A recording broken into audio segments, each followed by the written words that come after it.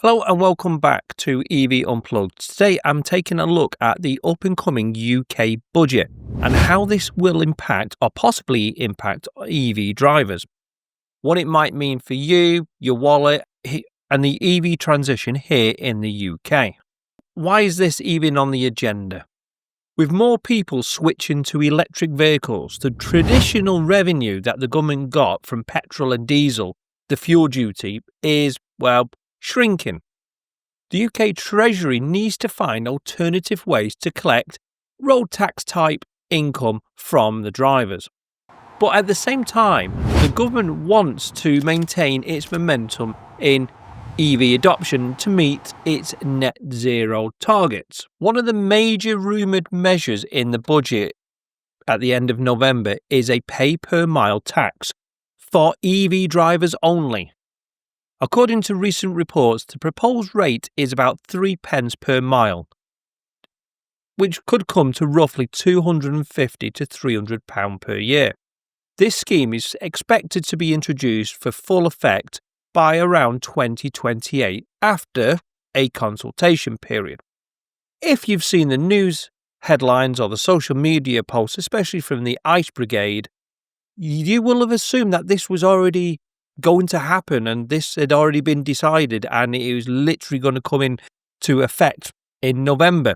This is not true by any means, and I'm going to cover what it means, what potentially could happen, and some of the big problems that they've got to overcome to even make this happen. So how could this affect you? Let's consider what that might mean for you as a driver of an EV vehicle. If you drive, say, just under 9,000 miles a year, which is an estimate of the UK average, at 3 pence per mile, you're looking at about £267 extra per year. Of course, the exact cost depends on the mileage that you actually do drive. The more you drive, the more the cost goes up significantly for those that operate fleet vehicles such as taxis. Doing an average of 20,000 miles as a fleet operator, you could face roughly £600 a year extra per vehicle. It's important to note that this tax would come in addition to existing taxes that we already pay, such as the standard Vehicle Excise Duty, or VED, or road tax as we used to call it, and the luxury car tax as well. Now, EVs already pay into this, so why are they being asked to pay more? It's a little controversial to say the least. This proposal has sparked pushbacks. Critics say the timing is tough. We're in an era where many people are still debating whether they're switching to EVs or not.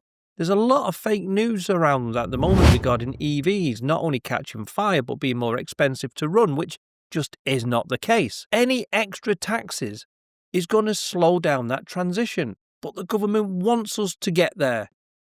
It raises questions about fairness. Why should EV drivers pay extra when the tax is explicitly linked to a vehicle type and not just the usage?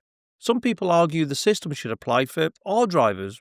Well, yeah, I'm all for that to make it fair. Implementation is the big thing, and it's going to be tricky. They're going to need to estimate or have your mileage, managing variations year to year, and ensuring the system doesn't become over-complex or intrusive. A few questions that do need to be answered. What about hybrids? Do they pay twice? Do they pay it on the petrol as fuel duty, and they have to pay it on the electric side as well?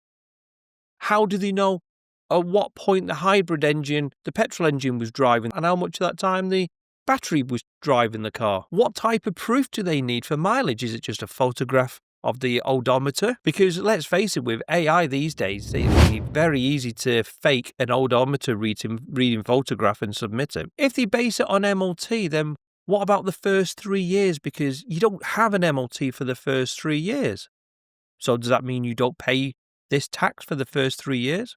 Bear in mind that most lease vehicles tend to be over a 3-year period. And what about after 3 years? What if you sell your car in, say, the first month after an MOT? Or on the 11th month? Who has to pay for the cost of the tax then? Is it the old driver or is it the new driver? What if you do, 5,000 miles a year on UK roads, but you also do 5,000 miles in Europe? The MOT or the car wouldn't know where you did those miles. So how does that work? And finally, what about those vehicles that are only ever used on private land or work sites, such as vans and little pickups and the like? Some vehicles don't actually go on public roads. They're used on site. So why should they be paying this tax? Because the odometer tells them they've done 3,000 miles a year when they've actually not even been on a public road. Now, to help ease this in a little bit, the government could do a couple of things. One, they could lower the VAT on public charging to 5% to meet that of home chargers. And they could also lower or remove, but at least lower, the Vehicle Excise Duty, the road tax as we call it, or maybe all three. Aside from the mileage tax, there are other areas that you do need to watch in the budget coming up, like I say, at the end of November. Grants and incentives. The UK currently offers up to £3,750 off eligible new vehicles priced under their £37,000 cap.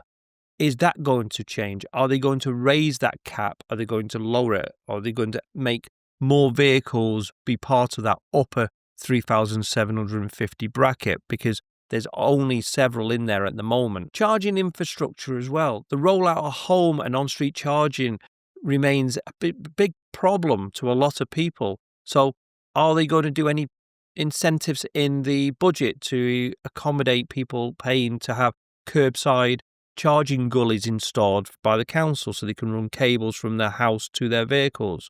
Or are they going to increase the number of lamppost charging that's available? There could also be charges to the benefit in kind for company EVs.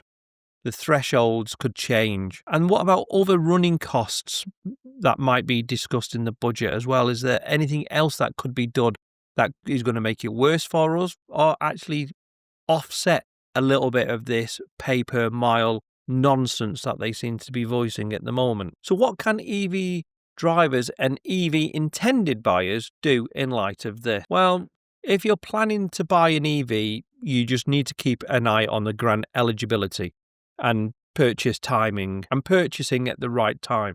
Changes may be coming in the budget, but that doesn't necessarily mean that they're going to be for the better. If you already own an EV, review your annual mileage and consider how a pay per mile charge could affect you. Could you reduce any unnecessary miles? And I'm going to do a video based on my annual mileage and the difference it would cost for me to drive the same miles with a cost per mile versus what I'm doing now, where I don't pay cost per mile, and if I was driving a petrol vehicle as well. So don't forget, like and subscribe. It costs you nothing, but it really does help me grow this channel, and it really does means a lot to me for everybody that does subscribe to the channel.